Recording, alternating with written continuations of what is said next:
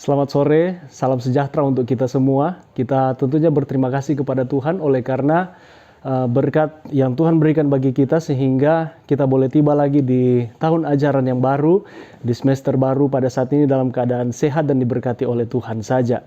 Baik, pada saat ini kita akan melihat bersama tentang deskripsi ataupun penjelasan requirements dari kelas denominational history.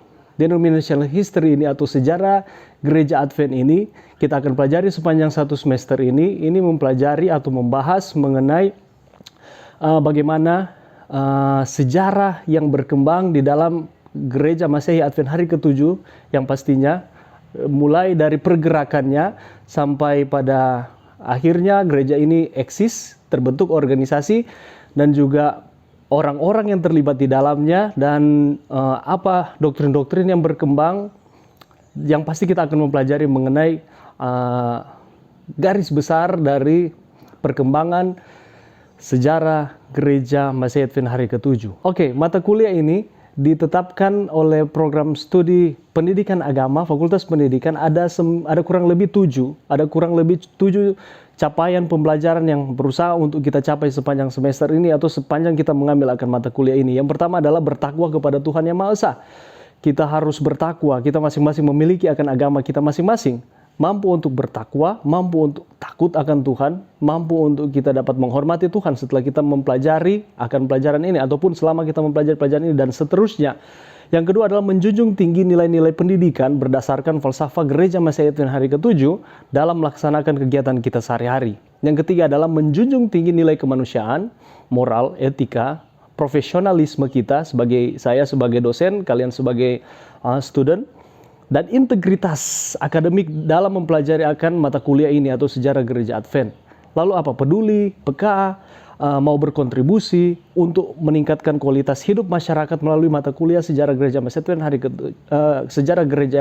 hari ke-7. Memahami, menghargai dan menghormati keragaman sosial budaya agama, terus bertanggung jawab pada profesi masing-masing.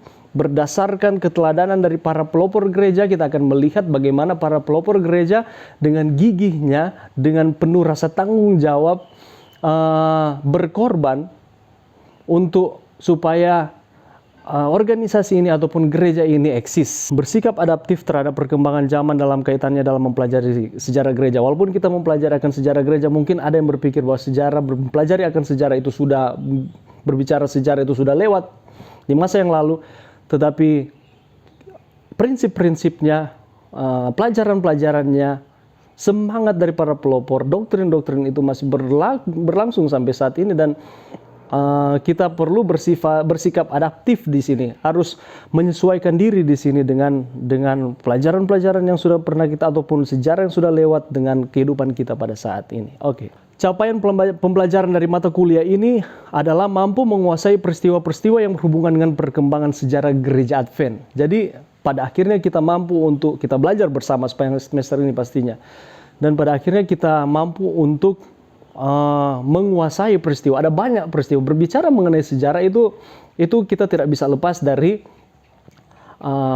orang, peristiwa apa yang terjadi, doktrin apa yang bermunculan, dan itu berhubungan dengan tahun, itu berhubungan dengan tanggal. Nah, di sini dikatakan bahwa kita mampu untuk menguasai akan peristiwa-peristiwa yang penting. Semuanya penting, tetapi kita akan lihat ada yang paling penting di antara yang penting-penting tersebut. Nanti kita akan pelajari sepanjang semester ini. Dan juga mampu mengetahui para pionir yang terlibat dalam perkembangan sejarah gereja Advent. Siapa-siapa mereka? Apa kontribusi mereka? Bagaimana dengan semangat yang mereka tanamkan di dalam diri untuk memajukan akan pekerjaan ini. Mampu menguasai doktrin-doktrin yang berkembang dalam perkembangan akan sejarah gereja Advent.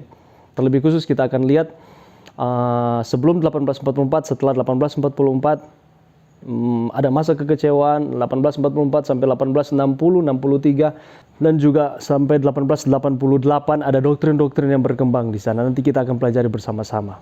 Oke. Jadi mata kuliah ini mempelajari mengenai sejarah awal mula pergerakan Advent sampai perkembangan gereja Masehi Advent hari ke-7, meliputi para pionir gereja, doktrin gereja, serta peristiwa-peristiwa yang terjadi sepanjang sejarah gereja Advent. Buku atau materi yang akan kita pelajari sebagian besar saya ambil dari bukunya George Knight dari judulnya A Search for Identity: The Development of the Seventh-day Adventist Beliefs. Kita akan gunakan itu.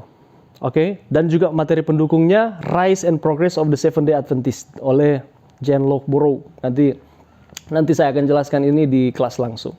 Oke. Selanjutnya untuk materi-materi, untuk judul-judulnya nanti kita akan pelajari bersama-sama sepanjang kelas berlangsung. Oke, mari kita langsung pindah ke tugas. Mungkin ada yang bertanya, apa tugas di kelas ini? Apa yang harus dibuat untuk menyelesaikan akan tuntutan dari kelas ini? Selain juga ada ujian, ada mid semester final test, terus ada juga kuis. Nanti kita akan lihat di sana nanti sistem penilaiannya setelah ini. Jadi tugas yang akan dibuat adalah research paper. Research papernya nanti saya akan jelaskan lebih detailnya bagaimana cara memilih akan judul-judulnya di kelas. Oke? Tetapi secara umum saya memberitahukan ke kalian bahwa kita akan membuat tugas akhir yakni research paper. Research paper itu formatnya adalah Times New Roman, fontnya 12, 1,5 space, APA style. Nanti kita akan diskusi bersama di kelas setelah kalian mendengar akan video ini. Presentasi dari penilaian sepanjang semester ini di kelas sejarah gereja Advent adalah sebagai berikut. Untuk kehadiran 10%, untuk paper itu 35%. Jadi paper itu tinggi, itu 35%. Jadi kerjakan dengan sebaik-baiknya. Untuk tugas devotion itu ada 10%. Tugas devotion ini adalah devotion yang saya kirimkan setiap pertemuan. Yang kalian akan buat adalah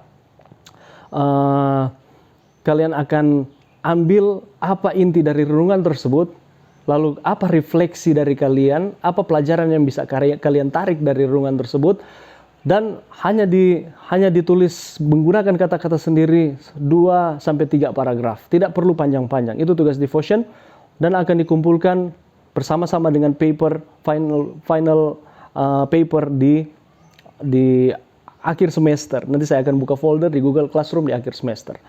Terus ada mid semester, bobot nilainya 15%, ada final test, bobotnya sama 15%, ada ujian per bab atau ada ujian bab 15%. Jadi total keseluruhannya adalah 100%. Jadi diharapkan kerjasama dari kalian untuk kalian dapat mengikuti akan kelas ini, kalian dapat memenuhi akan setiap tuntutan-tuntutan di kelas, sehingga kelas ini akan berlangsung dengan baik. Kalian akan mendapatkan pelajaran yang begitu banyak, begitu berharga sehubungan dengan pergerakan akan gereja ini. Dan lebih daripada itu, kita akan menemukan Kristus di sana. Kita akan menemukan Yesus di dalam sejarah. Dan kalian juga secara akademis kalian boleh berhasil mendapatkan nilai yang baik. Tuhan memberkati.